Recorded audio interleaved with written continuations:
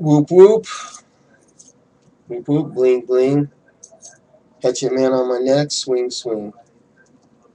Representing the Hatchet man. Scribbles the Juggalo.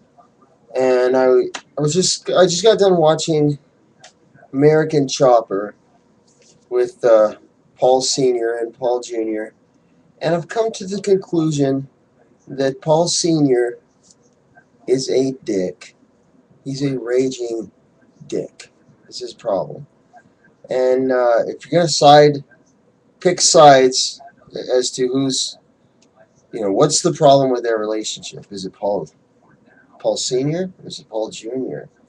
And I've seen enough of these episodes where it's pretty obvious Paul Senior is the problem.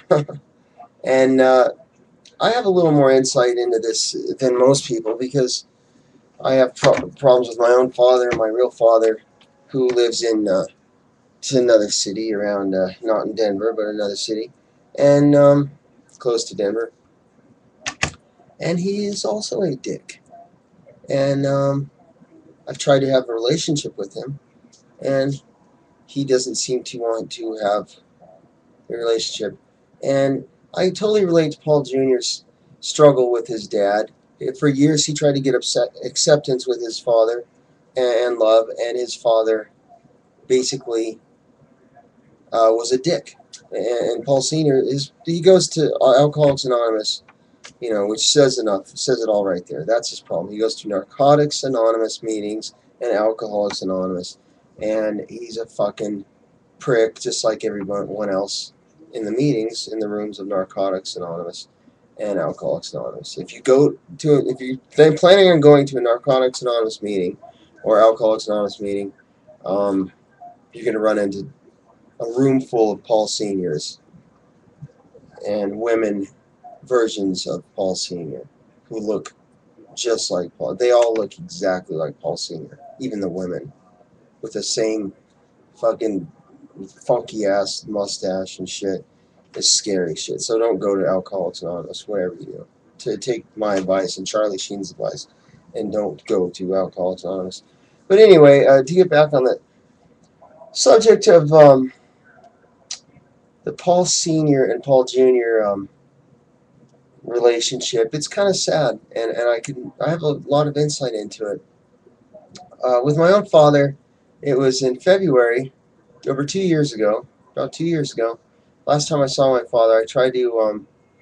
I needed a place to sleep. I was homeless, living in my van, and I needed. I asked to sleep in his driveway. He had a long driveway, and because of the police in this city, in this small town, would fuck with me if I slept on this. If I parked my van on the street, basically they would fuck with me. And he's told me no. So uh, that was the last time I had anything to do with that prick. And I won't even go to his funeral. Um, I'm ready. I'm prepared for his death when it does happen. I'm sure I'll be a little sad over it, but I really hate the man. And it's not just that one incident. It's me trying to have a relationship with him for years, not knowing him. He knew where my sister and I lived. Or oh, it's a long story. He left my mom when I was 5 years old, and we really had no contact with him until I was 18. And he knew where we were at the whole time. Turned out he was a couple blocks away, and maybe a mile away, and never made any attempt to see us until we made an attempt to see him.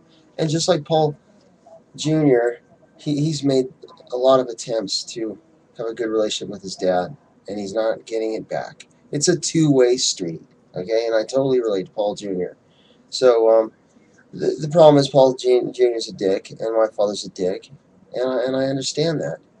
And I'm glad he's having a lot of success, Paul Jr. And hopefully OCC will go, you know, bankrupt soon. And I'll laugh at that one. And that's all I got. Scribbles the Juggalo. I'm out of here.